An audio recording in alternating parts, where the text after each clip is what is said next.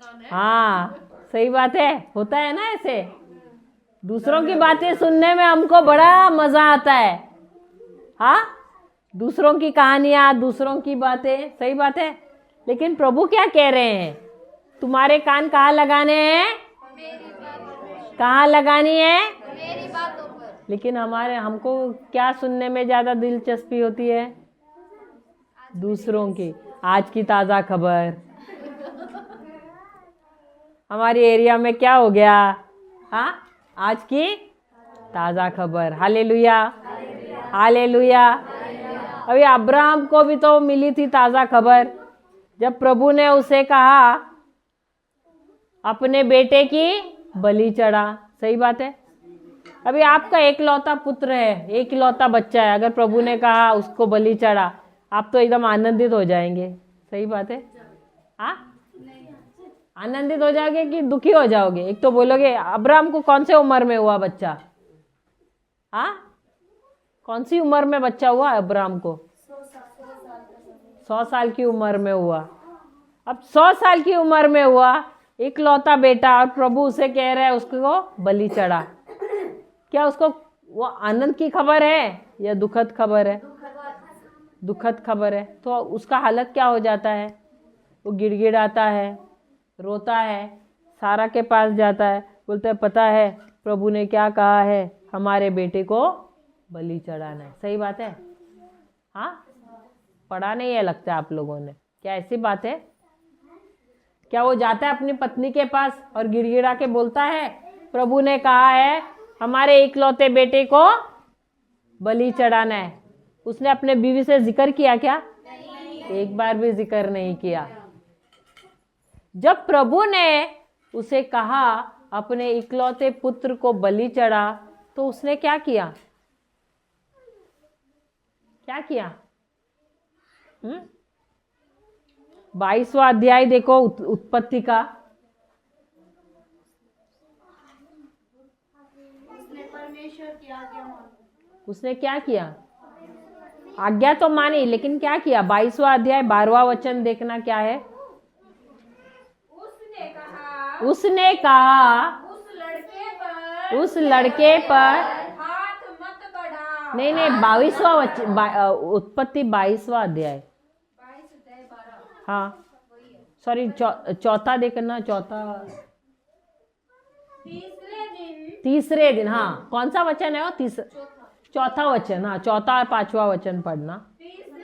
तीसरे दिन अब्राहम ने आंखें उठाकर उस स्थान को दूर से देखा और उसने अपने सेवकों से कहा गधे के पास यहीं ठहरे रहो। यह लड़का और मैं वहां तक जाकर और दंडवत करके फिर तुम्हारे पास लौट आएंगे।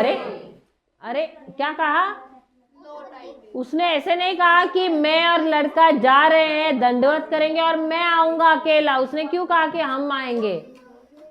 उसको तो अपने बेटे को बलि चढ़ाना था ना। हाँ या नहीं? क्या नहीं? उसको तो बलि चढ़ाना था।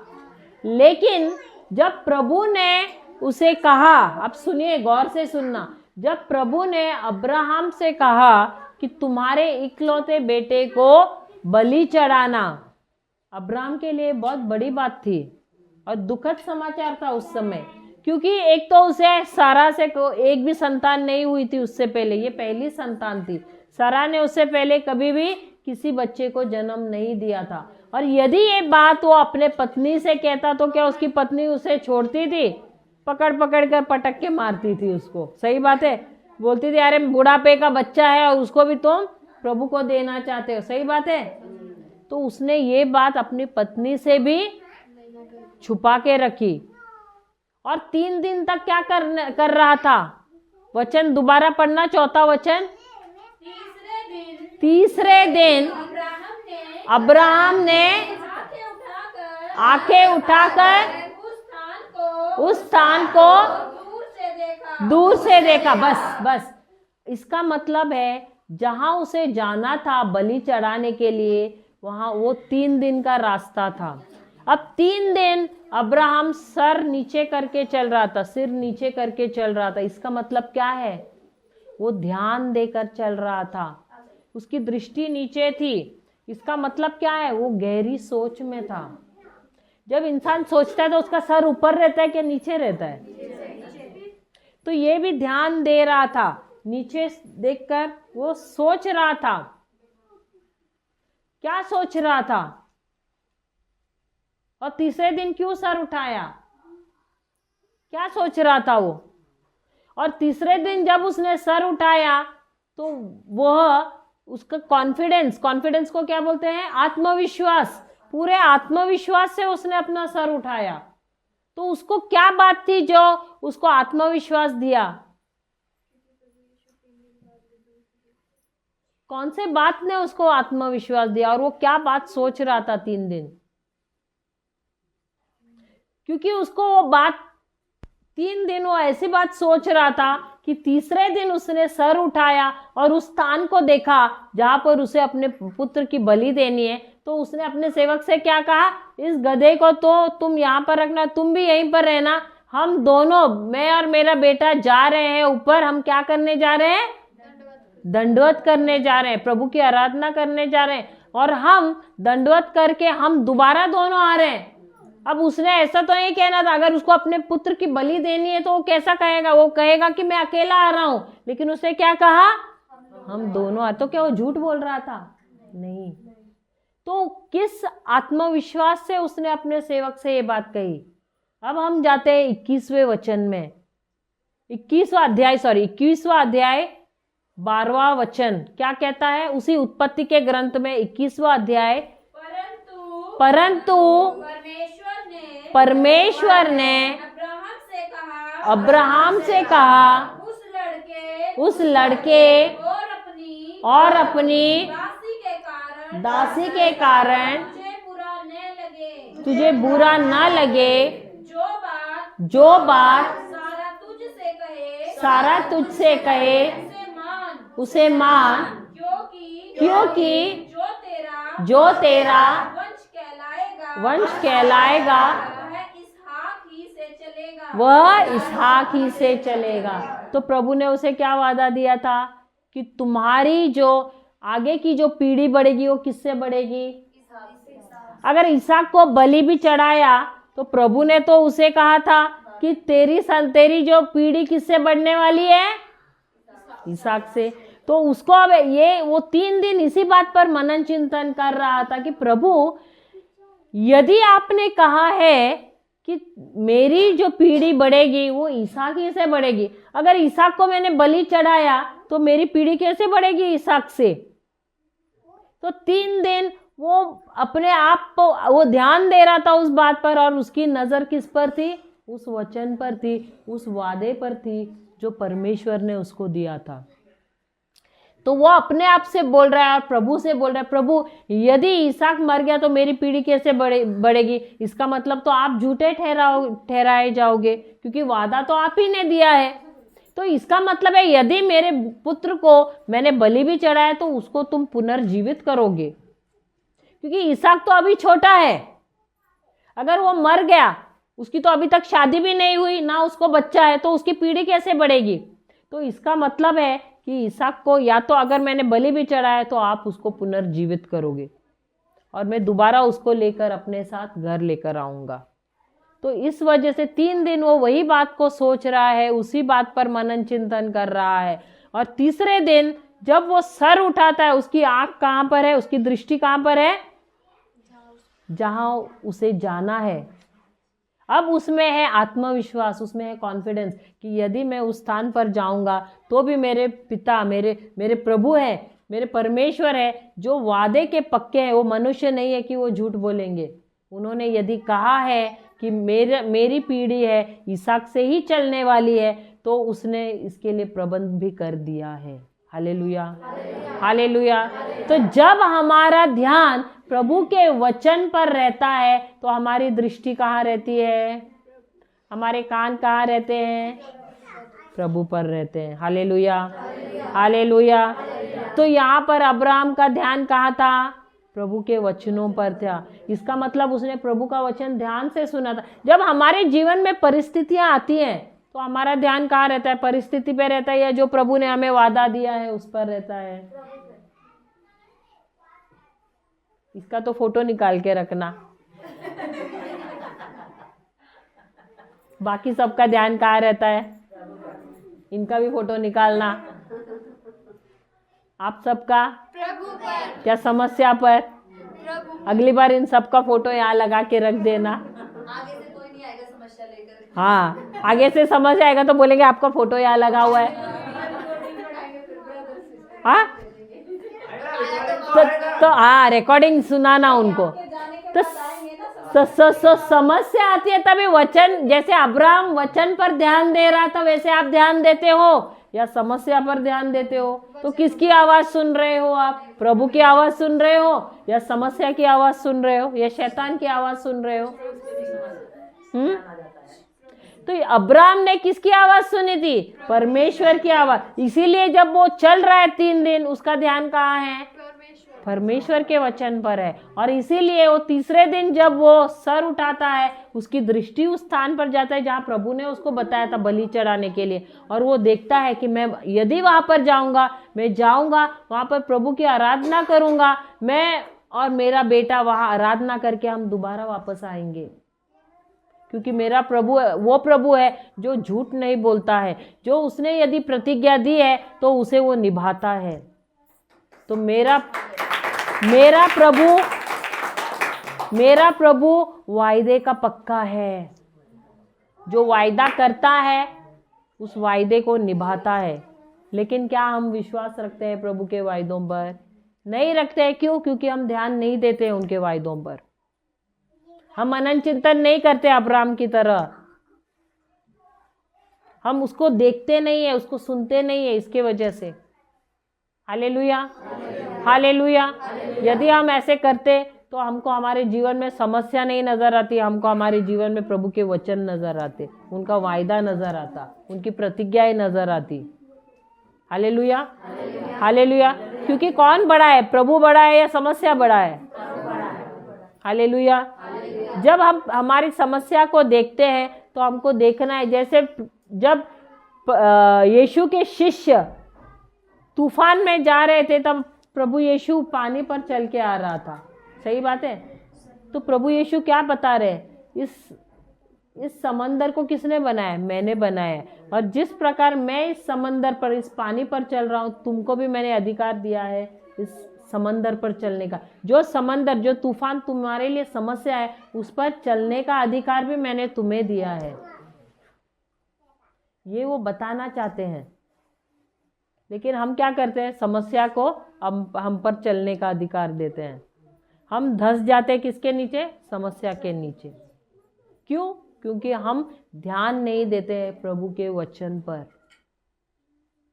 जिस प्रकार अब्राहम 3 दिन तक वो सिर्फ और सिर्फ प्रभु की प्रतिज्ञा पर ही मनन चिंतन कर रहा था और अपने आप को धैर्य दे रहा था कि प्रभु ने ये वचन कहा है तो वो निभा कर ही रहेगा। वो अपने आप को मजबूत कर रहा था। वो नीचे ही सर रख रहा था, यहाँ वहां समस्या को नहीं देख रहा था।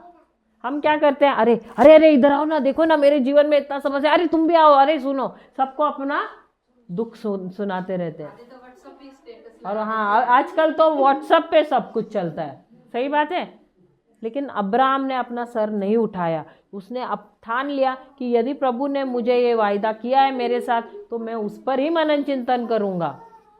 अगर प्रभु ने कहा है कि अब इसहाक से ही मेरी पीढ़ी बढ़ेगी तो मुझे पता नहीं कैसे बढ़ेगी, मैं वो कार्य करूंगा, जाकर उसकी बलि चढ़ाऊंगा। लेकिन वहां से मैं खाली हाथ नहीं आऊंगा, मैं मेरे बेटे को लेकर आऊंगा। क्योंकि मेरे जो परमेश्वर है वो वायदे के पक्के हैं, वो मेरे बेटे को पुनः जीवित करेंगे। तो प्रतिज्ञा क्या है जो प्रभु ने हमें दिया है? वो प्रतिज्ञा जो प्रभु ने दिया है वो अंतिम परिणाम है हमारे हर एक समस्या का। यदि आप वो समस्या का अंतिम परिणाम लेकर उस पर मनन चिंतन कर रहे तो क्या आपको विश्वास नहीं है कि प्रभु ने जो कहा है वैसे ही हमारे जीवन में होगा? तो जब आप अविश्वास करते हैं, इसका मतलब है आप प्रभु के वायदों पर आप अविश्वास कर रहे हैं, जिस प्रकार आदम और एवा ने किया। Hallelujah, hallelujah. दोबारा पढ़ना वो नीति वचन 4 अध्याय 21वां वचन है क्या 20वां? और अपना कान, और नहीं, दोबारा पढ़ना। मेरे पुत्र, हे मेरे पुत्र, हे मेरे पुत्र, मेरे वचन ध्यान धर के सुन, ध्यान धर के सुन, और अपना कान मेरी बातों पर लगा, मेरी बातों पर लगा। इनको अपनी आंखों की ओर ना होने दे। इसका मतलब क्या है? सबसे पहले ध्यान से क्या करना है? प्रभु के वचन को सुनना है। और जब तुम सुनते हो तो क्या करना है? बहुत ही ध्यान से सुनना, अपने कान खोलकर सुनना। इसका मतलब वो वचन तुमसे बात करना चाहिए। पहली बार हम क्या करते हैं? प्रभु का वचन सुनते हैं, और जब हम सुनते हैं उस वचन को हम ग्रहण करते हैं, और जब समस्या आती है तो उस वचन ने क्या करना है? हमसे बात करना है। तो हमको ये जो अंदरूनी हमारी कान है उससे हमको सुनना है क्या? उस वचन को। सबसे पहले हम ग्रहण जब करते हैं वचन को, ध्यान से सुनते हैं, तो ये वचन कहाँ जाता है? हमारे हृदय में जाता है। और जब समस्या आती है तो ये जो वचन जो अंदर है वो हमारे साथ बात करता है। जैसे कि अगर आप बीमार हैं तो वचन हमसे बात करना शुरू करता है। 1 पेत्रस 2:24 क्या कहता है? कि प्रभु यीशु ने अपने घावों द्वारा तुम्हें भला चंगा कर दिया है। जब कोई कहता है कि अरे मेरे किसी ने हमारे जीवन में जादू टोना किया है, तो वचन क्या कहना शुरू करता है अंदर से?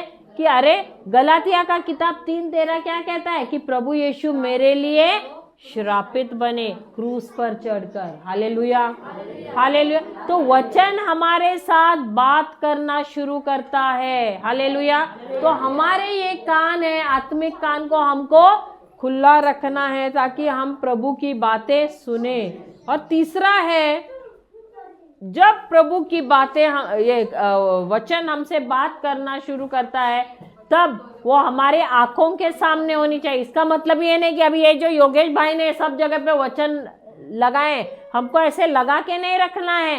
ये जो वचन है, जब हम ध्यान देकर सुनते हैं और यही वचन जब हमसे बात करते हैं तो इन वचनों द्वारा हमारे सामने कल्पनाएं आना शुरू होते हैं और दर्शन आना शुरू होता है। ये जो वचन है इसके द्वारा हमको दर्शन दिखने चाहिए। अब जैसे कि मैं आपसे कहूँ मछली, आप लोगों को मछली पता है? तो मछली नज़र आ रही है। जब मैं मछली में कुत्ता बोला तो कुत्ता, कोई काला कुत्ता दिखेगा, किसको ऐसे मन में अरे सफ़ेद कुत्ता दिखेगा। कल्पना में आप कल्पना करोगे ना। जब मैं बोलूँ पेड़ तो आपको आम का पेड़ दिखेगा, उनको कटहल का पेड़ दिखेगा। अगर मैं कहूँ अरे आपने आम का पेड़ देखा है, आप तो देखोगे आपूस आम का पेड़, वो तो राजपुरी आम का पेड़ देखेगी, वो तोतापुरी आम का पेड़ देखेगी, अलग अलग पेड़ देखोगे। सही बात है। अगर मैंने कहा आपके घर पे कितनी खिड़कियां हैं, आप अभी मन में तो आप घर पे चले गए, आप गिन रहे 1 2 3 4। सही बात है, गिन रहे कि नहीं? हाँ, पूरे घर में कितनी खिड़कियां हैं? आप सब 1 2 3 4 चल हो रहे हैं ना? कल्पना कर रहे हैं कि नहीं? आपके गांव में कितने घर में कितनी खिड़कियां हैं? अच्छा, लेकिन आप गांव गए ना, मन में चुना गिना ना जाके, तो कल्पना हुई ना। तो कल्पना कैसे आते? शब्द सुनने से कल्पनाएं आती है। तो जब प्रभु का शब्द हम बोलते हैं, ध्यान देते हैं, उस पर हम मनन चिंतन करते हैं, उसको जब हम सुनना शुरू करते हैं तो क्या होता है? ये हमारे आंखों के सामने कल्पना लाती है। तो हमको दर्शन बनाने हैं प्रभु के वचन के द्वारा। Hallelujah, hallelujah. तो ये जो है अब्राहम ने क्या किया? उसने भी वैसे ही कल्पना की। हालेलुया। तो उसने कल्पना की, उसने प्रभु के वचन पर विश्वास किया, और जैसे प्रभु ने कहा वैसा ही उसके जीवन में उसको मिला। Hallelujah, hallelujah.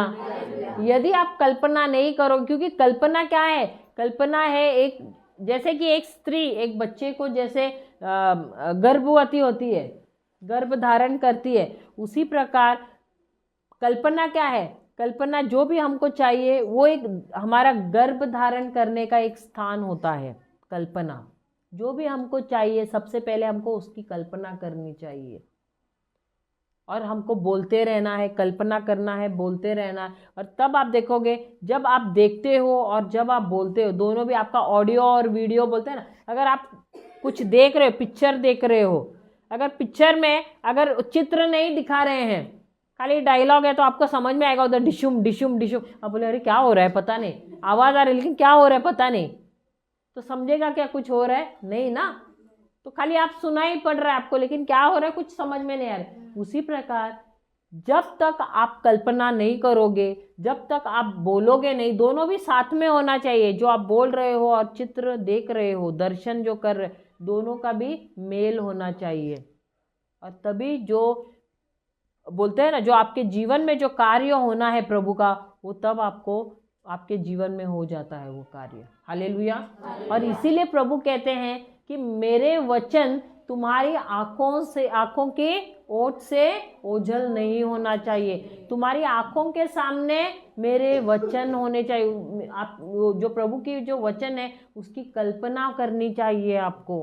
Hallelujah, hallelujah. अगर आपको जीवन में आप बोलोगे कि मुझे प्रचार करना है, लेकिन आप अपने आप को देख ही नहीं रहे हो प्रचार करते हो। अभी जब कल मैं बता रही थी, हम लूका का सुसमाचार 4 अध्याय 18वां और 19वां वचन हम कर रहे थे। और जैसे जैसे कर रहे थे मुझे ऐसे काफ़ी कुछ दर्शन में नज़र आ रहा था। ऐसे लग रहा था जैसे बहुत मछलियाँ नज़र आ रही है। तो बाइबल के अनुसार मछलियाँ का मतलब क्या है? जो लोग भटक गए हैं, जो आत्माएं भटक गई हैं, उसका वो अर्थ होता है। तो मुझे बहुत सारी ऐसे नज़र आती थी जब भी मैं ये वचन बोलती थी। आज हम जा रहे हैं अलग अलग जगह पे, हमको बहुत सारी संख्या में लोग मिल रहे हैं जिनको हम वचन दे रहे हैं। तो आपको भी ऐसे जब वचन बोल रहे तो आपको अलग अलग कल्पनाएं आएंगी, आप अलग अलग चित्र देखेंगे, तो उसका कुछ मतलब होता है। तो जब आप वचन बोल रहे हो, सीख रहे हो, तो आपको कल्पना करनी है। तो अगर आपको कुछ जीवन में हासिल करना है, प्रभु के वचन के अनुसार आपको कल्पना भी करनी है, आपको दर्शन बनाना है। Hallelujah, hallelujah. तभी यहाँ पर प्रभु कहते हैं कि मेरे जब तुम वचन बोल भी रहे हो, जब तुम सोच भी रहे हो, जब तुम सुन भी रहे हो, तब तुमको क्या करना है? तुमको अपनी आंखों के सामने, आपके मन में आपको क्या करना है? कल्पना बनानी है। Hallelujah, hallelujah, hallelujah. अभी जैसे कि अगर आपको चंगाई, अगर किसी की तबीयत ठीक नहीं है, अभी आप चंगाई की प्रार्थना उस पर कर रहे हैं, लेकिन आपने मन में कल्पना ही नहीं की कि वो चंगा हो गया, तो क्या वो इंसान चंगा हो जाएगा? नहीं। जब आप प्रार्थना कर रहे हैं उस इंसान के लिए, आपको ये भी कल्पना करनी है, जब आप प्रभु का वचन बोल रहे हो उस पर, तो आपको कल्पना करनी है कि वो इंसान चंगा हो गया है, वो बीमारी उसके शरीर से बाहर निकल रही है। तब आप देखोगे कि वो कार्य जो है प्रभु का उसके जीवन में हो रहा है। हालेलुया, हालेलुया, जय यीशु। उसके बाद पढ़ना, कीर्ति कौन पढ़ रहा है? वर्ण अपने मन में धारण कर, हृदय में धारण कर। हाँ, क्योंकि जिनको वे प्राप्त होती है वे उनके नहीं, वो नहीं, वो आंखों की ओट से, वो उधर से पढ़ना। इनको अपनी आंखों की ओट न होने दे, वरन अपने हृदय में धारण कर। अच्छा, सबसे पहले ध्यान देना है। दूसरा क्या है? कान लगाना है। तीसरा क्या है? आंखों की ओट से ओझल नहीं होने देना है। चौथा क्या है? उसको अपने हृदय में रखना है, मन में नहीं, हृदय में रखना है। हृदय में विश्वास होता है, मन में विश्वास नहीं होता है। मन में मैंने कल बताया कि 5 इंद्रिय होती है, इसका मतलब आप सांसारिक हैं, लेकिन आप संसार के विश्वास से चल रहे, लेकिन जब आप हृदय में रखते हैं तो हृदय में क्या होता है? विश्वास होता है। हालेलुया। तो हमारे हृदय में क्या हम रखते हैं? 20 साल पहले क्या हुआ था, मेरी सास ने मुझसे क्या कहा था। सास तो मरकर निकल गई, लेकिन उसके शब्द अभी भी मेरे हृदय में है। सही बात है, होता है ऐसे। अम्मा जी याद आ रहे हैं आपकी सास की बात है। हाँ, सही बात है। तो हमारे दिल में कौन सी बातें हैं? प्रभु की बातें हैं या सास की बातें हैं या बहू की बातें हैं? प्रभु की बातें हैं। अभी तो वचन में आए तो प्रभु की बातें हैं। पहले कौन सी बातें थी? सांसारिक बातें थी। सही बात है। तो ये जो हृदय है, ये क्या है? हमारी तिजोरी है। इस तिजोरी में जो भी कुछ हम रखते हैं, उसी के अनुसार हमारे जीवन में कार्य होता है। क्योंकि ये जो हृदय है, वो एक उपजाऊ मिट्टी है। उसके अंदर उस पे जो भी बीज आप डालोगे, उसी प्रकार का फसल आपको मिलेगा। आप उपजाऊ मिट्टी में जाके कोई भी बीज डालो, आपको भर भर के फसल मिलेगा। सही बात है। उसी प्रकार ये जो हृदय है हमारा, ये उपजाऊ मिट्टी है। तो इसलिए बहुत ध्यान देना है हमको। इसमें हम किस प्रकार के बीज डाल रहे हैं? संसार के बीज डाल रहे हैं या प्रभु के राज्य के बीज डाल रहे हैं? क्योंकि जैसा भी बीज डालोगे, वैसा ही फसल तुम पाओगे।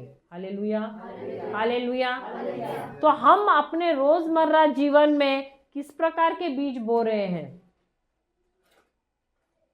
नफरत के बो रहे हैं, प्रेम के बो रहे हैं, गुस्से के बो रहे हैं, क्षमा के बो रहे हैं, अक्षमा के बो रहे हैं। किस प्रकार के बीज बो रहे हैं? कुछ लोगों को तो प्रभु पे भी गुस्सा है ऐसे कोई। एक बार तो एक परिवार में हम गए थे, बहुत साल पहले, मुझे लगता है कुछ 11-12 साल पहले। वो औरत का पति गुजर गया था, अविश्वासी है। तो उसकी बेटी ने प्रभु यीशु को स्वीकार किया था। तो उसके घर पे गए तो बहुत गुस्से में थी वो। तो प्रार्थना करते समय मुझे प्रभु ने बताया कि ये औरत को तो मुझ पे बहुत गुस्सा है करके। तो उनको मैंने बोला, आपको क्या प्रभु पे गुस्सा है? तो बोलने लगी हाँ। मैं बोला क्यों?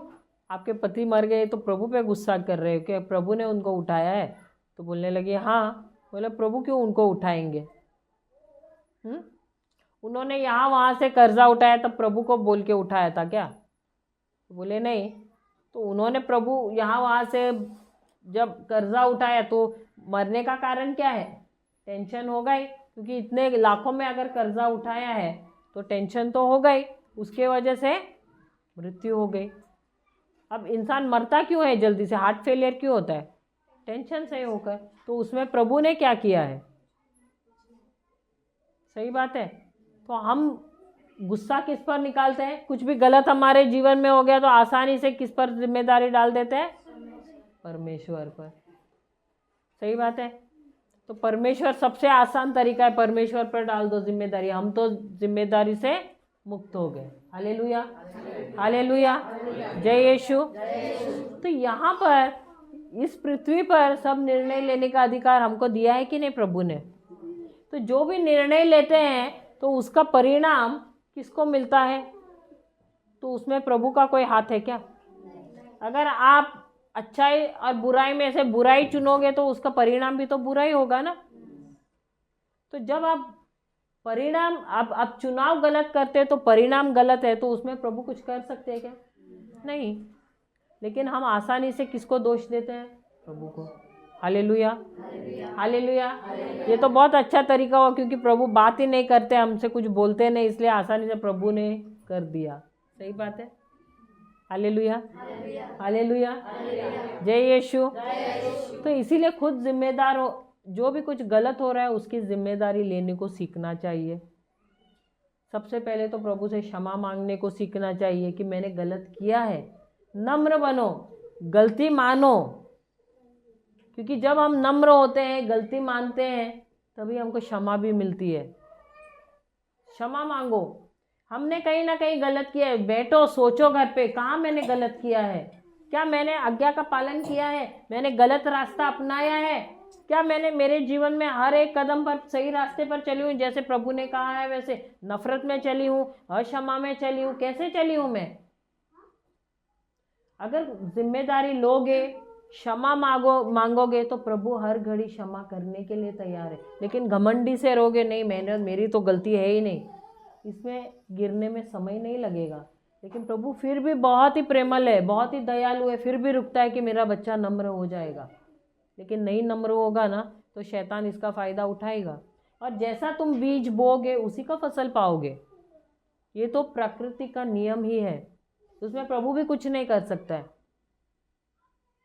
क्योंकि जैसे कहते हैं ना, दिन है, सर्दी है आती है, गर्मी आती है, मौसम है, ये सारी चीज़ें हैं, बुआई है, कटाई, ये सब तो नियम बनाए हुए हैं। तो वैसे उसी अनुसार अगर आपने नफ़रत के बीज बोए हैं तो नफ़रत की ही फसल मिलेगी। यदि आपने अक्षमा के बीज बोए हैं तो अक्षमा ही मिलेगा आपको। यदि आपने प्रेम बोया है तो प्रेम ही मिलेगा आपको। तो जैसा जैसा बीज बोया है उसी का फसल आपको मिलेगा। तो इसमें प्रभु कुछ भी नहीं कर सकते हैं, क्योंकि यहाँ पर पृथ्वी पर अधिकार हमको दिया हुआ है। तो यदि हमारा जीवन हमको अच्छा करना है, सफल करना है, इसका भी हमको, हमारे ही हाथ में है ये। इसीलिए प्रभु कहते हैं कि मेरे वचन को ध्यान दो, उसको सुन लो बराबर, उसको अपनी आंखों से देख लो, और उसको क्या करना, अपने हृदय में रखना।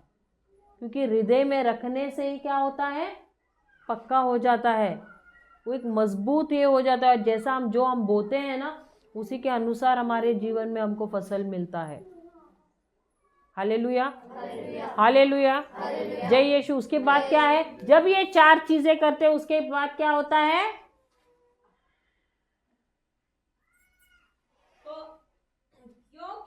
क्योंकि जिनको वे प्राप्त होती है वे उनके जीवित रहने का और उनके सारे शरीर के चंगे रहने का कारण होती है। अब इसका उल्टा पढ़ना, जो उनको प्राप्त नहीं होती है, वे उनके बीमार रहने का, जिनको प्रभु का शब्द प्राप्त नहीं होता है, क्या होता है, बीमार और उनके सारे शरीर के बीमार रहने का दुख होने का कारण होते हैं। अभी समझ में आया? अगर किसी के जीवन में दुख है, श्राप है, बीमारी है, इसका अर्थ क्या है, उसके जीवन में प्रभु का शब्द नहीं है। ये मैं नहीं कह रही हूँ, ये वचन कह रहा है। यदि आपके जीवन में दुख है, आपके जीवन में दर्द है, तो क्या है, वो मृत्यु है। वो क्या है, वो श्राप है। इसका मतलब है कि आपके जीवन में प्रभु का शब्द है ही नहीं। अभी किसी को सवाल है? सबसे पहले है प्रभु के वचन को ध्यान देना, उसको लिखना। सबसे पहले है प्रभु के वचन पर ध्यान देना। दूसरा है अपने कान लगाना प्रभु के शब्द पर। देखो, ध्यान देने का मतलब क्या है, जब हम प्रभु का शब्द सुनते हैं तो हमको क्या आते हैं, विचार। प्रभु का शब्द हमको क्या देते हैं, विचार देते हैं। जब हम किसी के भी शब्द सुनते हैं तो ये शब्द क्या देते हैं, विचार देते हैं। तो हम फिर क्या करते हैं, सोचना शुरू करते हैं सबसे पहले। तो उसी को कहते हैं कि ध्यान देना। जब हम प्रभु का शब्द सुनते हैं ना, तो हमको विचार देना शुरू करते हैं, और यही विचार जब हम सुनते हैं तो क्या होता है, हमको उस विचार, वो हमसे बात करना शुरू करते हैं। तो हमको कान देना है, क्योंकि उन विचारों के द्वारा प्रभु हमसे बात करते हैं, वो वचन हमसे बात करता है। तो क्या होता है, हमको सुनना है उस शब्द को। तीसरा है हमको दर्शन बनाना है, या चित्र बनाना है, या कल्पना बनाना है, उसी प्रभु के वचन के अनुसार। क्योंकि जब हम ध्यान देते हैं, विचार करते हैं, हम उसको सुनते हैं, तो उससे क्या होता है, हमारे सामने कल्पना आती है, दर्शन आते हैं। और चौथा है, उसी वचन को हमको अपने हृदय में संजो के रखना है। उसको जैसे हम सोना चांदी पैसा हम कहाँ रखते हैं? तिजोरी में रखते हैं कि नहीं? उसी प्रकार प्रभु का वचन कहाँ रहना चाहिए? हमारे हृदय में। सही बात है। तो वचन यही कहता है कि जो इंसान, उसके हृदय में क्या है ये कैसे पता चलता है? जब वो मुंह खोलता है। मत्ती का सुसमाचार कहता है ना, शायद 12वां अध्याय 35वां वचन है ना, वो 34 या 35वां वचन है। कहता है, इंग्लिश में कहते हैं कि out of the abundance of the heart the mouth speaks, यानी अपने हृदय के भरभराट से, जो भी भरा हुआ है अपने हृदय से, उस भरभराट से तुम्हारा मुंह बोलता है। अगर मैंने आपसे पूछा आपके घर पे कैसे सब चल रहा है? अरे सिस्टर क्या बोलूं, मेरा पति पी रहा है, मेरे बच्चे तो सुनते नहीं है, ये है वो है। क्या हुआ? आपके हृदय में क्या भरा है? आपका पति भरा है, आपके बच्चे भरे हैं, समस्याएं भरी हुई हैं, बीमारियां भरी हुई हैं। सही बात है। तो वचन है कि क्या है आपके जीवन में? आपके हृदय में क्या है? सही बात है। तो यही पर प्रभु हमको वही बोलता है। चौथा क्या है? आपके हृदय में क्या रहना चाहिए? प्रभु का वचन रहना चाहिए। और जब ये 4 चीजें करते हैं तब क्या होता है आपके जीवन में? 22वां वचन है ना, वो क्या 23वां है? वो 23वां वचन, हाँ 22वां। क्योंकि वे जिनको प्राप्त होती, यानी ये चारों चीजें जब आप करते हो, जब आप अपने हृदय में प्रभु का वचन संजो के रखते हैं तो क्या, और ये जो वचन जब आपको प्राप्त होते तो क्या होता है?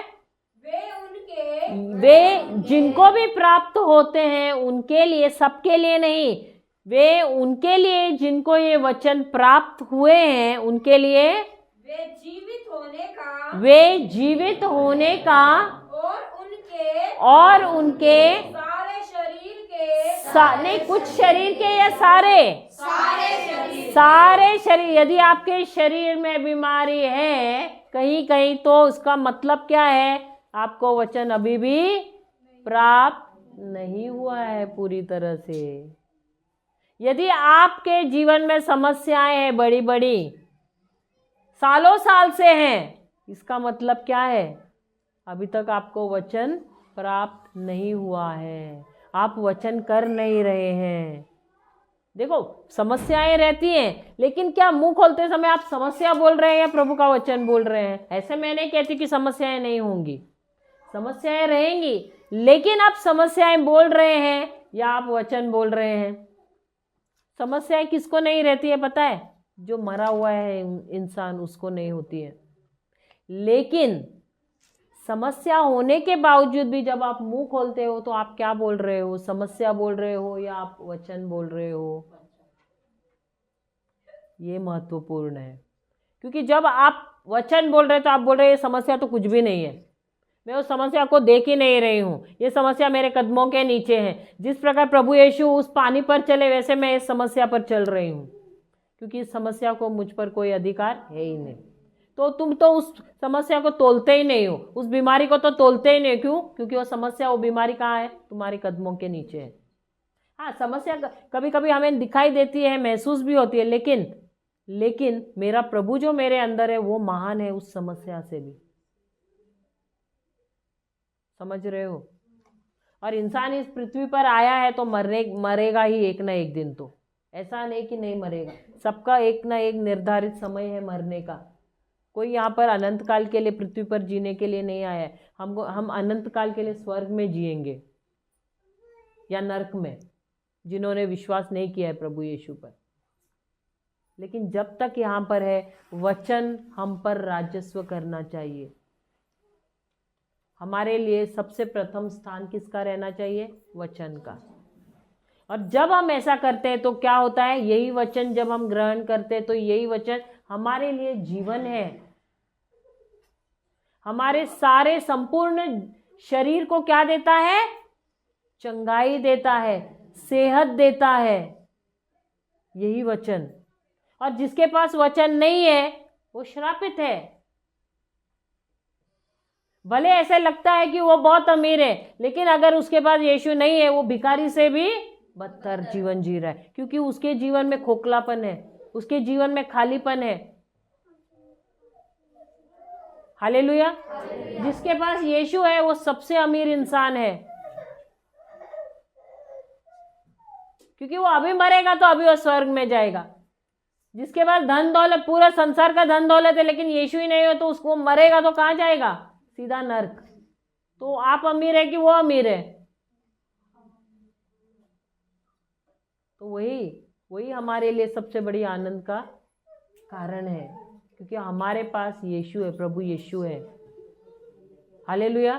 तो हम छाती ठोक कर कह सकते हैं कि अब मैं मरूंगी तो मैं स्वर्ग पाऊंगी। और हम अकेले भी रहेंगे तो भी हम अकेलापन क्यों नहीं महसूस करते? क्योंकि हमारे अंदर प्रभु यीशु है, जिससे हम बैठकर बात कर सकते हैं, तो इसलिए हमको अकेलापन नहीं महसूस होता है। आप जाकर देखिए अमीर लोग, वो अकेला नहीं रह सकते, डरते हैं वो लोग, और खा नहीं सकते क्योंकि उनको पूरा दिन भर टैबलेट खाने पड़ते हैं, दवाइयाँ खानी पड़ती है।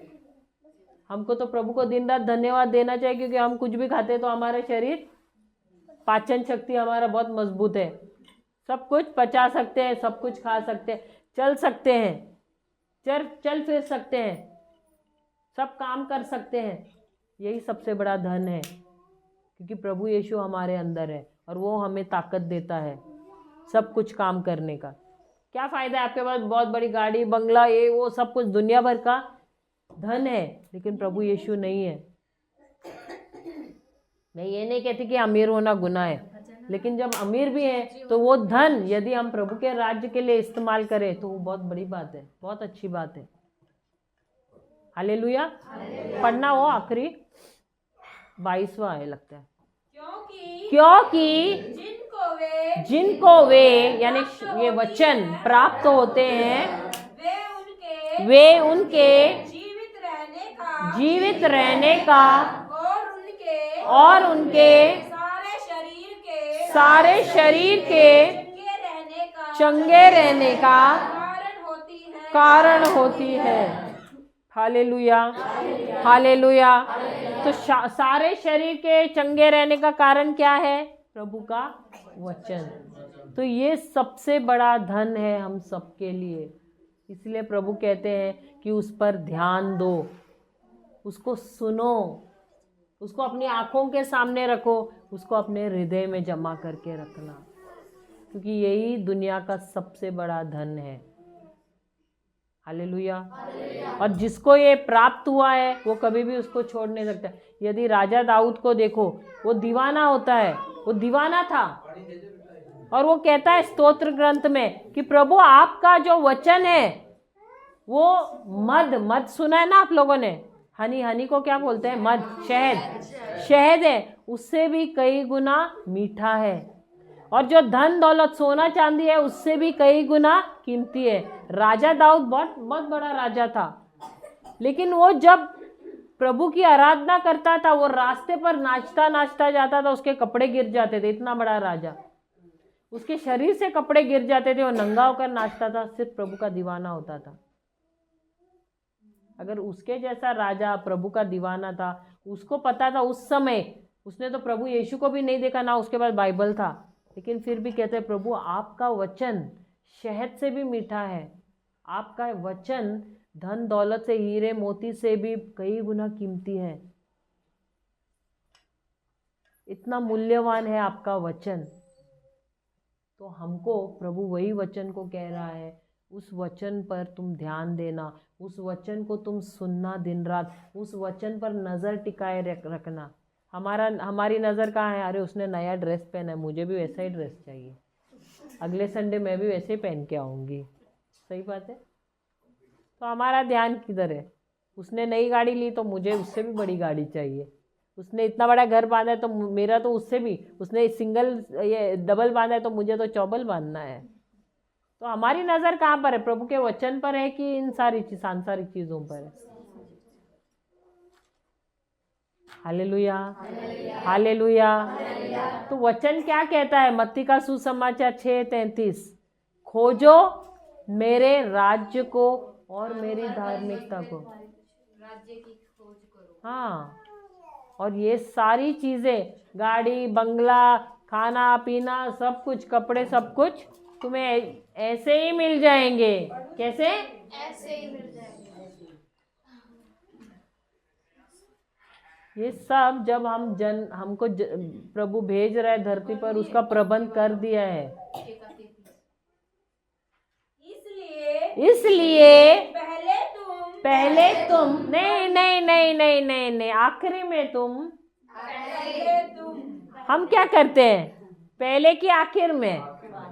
पहले तो अरे मेरा खेत का काम है, अरे बच्चों को टिफिन बनाना है, अरे आज नाश्ते के लिए क्या बनाना है। हाँ, और आगे तो बना के आते हैं। तो पहले की आखिरी में जैसे आज 11:15 आई थे। हाँ, पहले या आखिरी में? हाँ, 5 बजे प्रेयर के टाइम। पहले या आखिरी में? खाली प्रेयर करो, बाकी पाएंगे। हाँ, लास्ट का समय। हाँ, पढ़ना। लास्ट प्रेयर होगी तब हम दर्शन दे रहे हैं। अच्छा, लास्ट में अटेंडेंस डालने को आएंगे। हालेलुया। हाँ, पढ़िए। हाँ, और सरोज को थोड़ी संतुष्टि मिली, उससे पीछे और आया। पढ़िए। पहले तुम परमेश्वर के और उसके धर्म की खोज करो, तो ये सब वस्तुएं भी तुम्हें मिल जाएंगी। ये तुम्हारे बाइबल में ऐसा लिखा है? मेरे बाइबल में तो लिखा है पहले तुम लड़की खोजो, नौकरी खोजो, पैसा खोजो, गाड़ी खोजो, बंगला खोजो। हाँ, हाँ, क्या है? और फिर सारी चीजें, फिर प्रभु को खोजो, उनकी धार्मिकता को खोजो। सही बात है ना?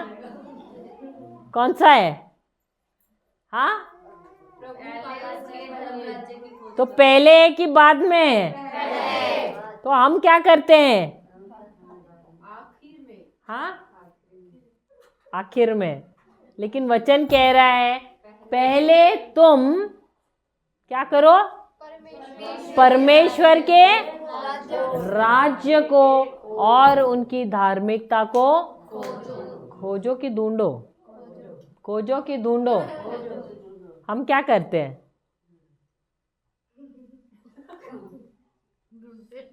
ढूंढते हैं कि खोजते हैं? खोजने का मतलब पता है क्या है? ढूंढना है ने हो गया। हमारे उधर एक गवाही है, हमारे पास तुमने बताई थी। हाँ, कोई एक लड़का ऐसे बाइबल को पढ़ते ना, मेरे लिए आशीष का वचन ऐसे करके वो, चलो अब मैं खोलता हूँ बाइबल, ऐसे मिला। हाँ, तो उन्होंने ऐसे करके ऐसे। हाँ, बहुत लोगों का वैसा ही होता है, ऐसे खोला। मुझसे क्या बात है, तुक्का वही हाँ, तुक्केबाजी। तो उसने खोला तो ऐसे नहीं किया, तो उसमें पहले आया और यहूदा इस्करियोती ने जाके फांसी लगा ली। दूसरे उसको बंद हो, ये तो उसका दोबारा खोला, बोला प्रभु मुझसे बात करेगा। और दूसरी बार खोला, हो प्रभु अब मेरे लिए होगा। तो उसके आगे लिखा था जाम तू भी ऐसा ही करके।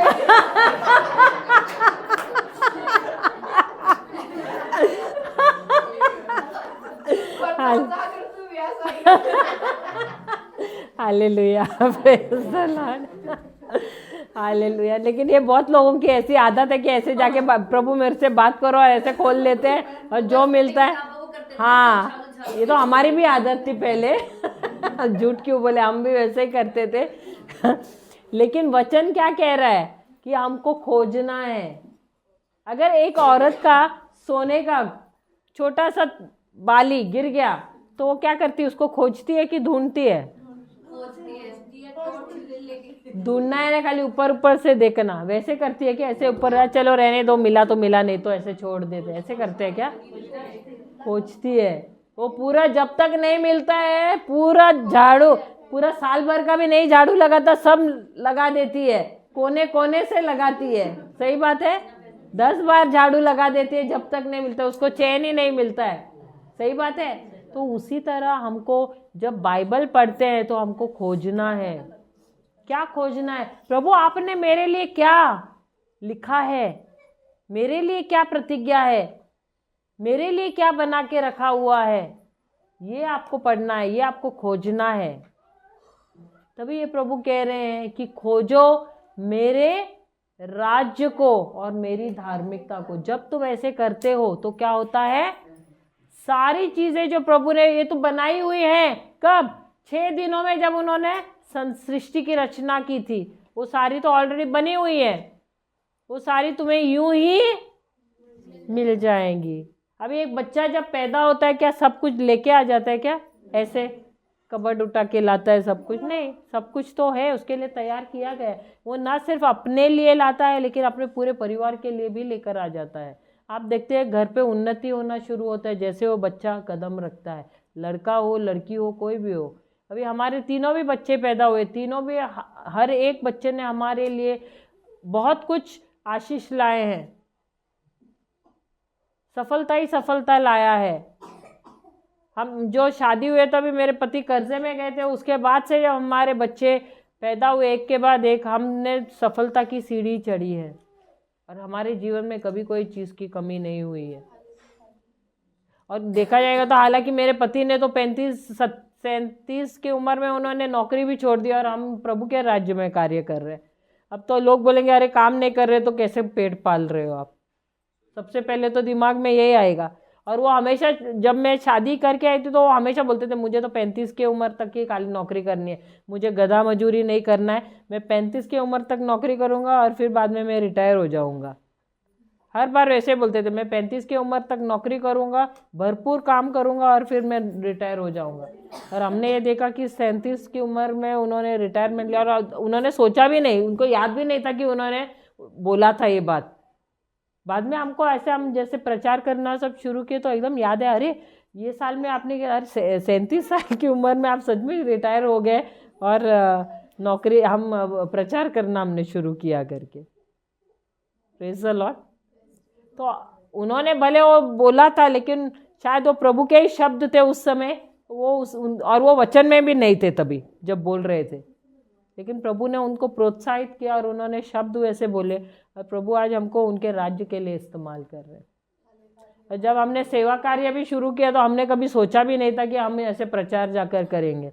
हम तो छोटे इसमें सोचा था बस जाकर बीमारों को जाकर प्रार्थना करेंगे, वो भी हम ऐसे, पता नहीं किसी ने बोला तो हम बोले चलो जाकर प्रार्थना करेंगे, ऐसे भी नहीं सोचा कि वो भी इतना लंबा चौड़ा होने वाला है, हमारा मिनिस्ट्री शुरू हो जाएगा। हमने बिना सोचे प्रभु ने हमारे द्वारा मिनिस्ट्री शुरू करवाई। Hallelujah, hallelujah, praise the Lord. अभी भी जब हमको नए नए जगह पे मिलता है, ये वो ऐसे कैसे ना कैसे कांटेक्ट होके कोई ना कोई बोलता है, नए दरवाजे खुल जाते। प्रभु ही हमको नए नए दरवाजे हमारे खोल रहा है, नई नई जगह पे हमको लेकर जा रहा है। तो बिना हमको पता चले हमको लेकर जा रहे हैं नए नए जगह पे और हमारी मिनिस्ट्री बढ़ा रहा है। Praise the Lord, hallelujah. तो हमारे द्वारा प्रभु ने बहुतों को छुआ है, बहुतों को वचन में लाया है और उनका जीवन बदला है। ये प्रभु का ही अनुग्रह है, उनकी कृपा है। Praise the Lord, hallelujah. तो हम सब आंखें बंद करें। धन्यवाद देते हैं पिता परमेश्वर कि आपने आज बहुत ही कुछ अच्छा हमें सिखाया है कि कि हमें आपके वचन पर ध्यान देना है, आपके वचनों को सुनना है, उसको अपनी आँखों के सामने रखना है और उसे अपने हृदय में रखना है। और ऐसा करने से ही हमें अनंत जीवन प्राप्त होगा। हमारे जीवन में हमें भलाई, चंगाई, सब कुछ मिलेगा। धन्यवाद देते हैं पिता परमेश्वर कि आपने रहस्य खोला आपके राज्य का और हमें इतनी अच्छी बात बताई। धन्यवाद देते हैं पवित्र आत्मा इस प्रीचिंग और टीचिंग को बहुत ही सरल करने के लिए। ये प्रार्थना, और हम धन्यवाद देते हैं हमारे सारे भाई बहनों के लिए जिन्होंने अपना बहुमूल्य समय यहाँ पर बिताया और आज, कल और आज आपके बारे में, आपके वचनों के बारे में बहुत कुछ उनको सीखने को मिला इसके लिए, और हमें भी बहुत कुछ सीखने को मिला। यह प्रार्थना हम करते प्रभु यीशु के नाम से। आमीन, आमीन और आमीन। हालेलुया।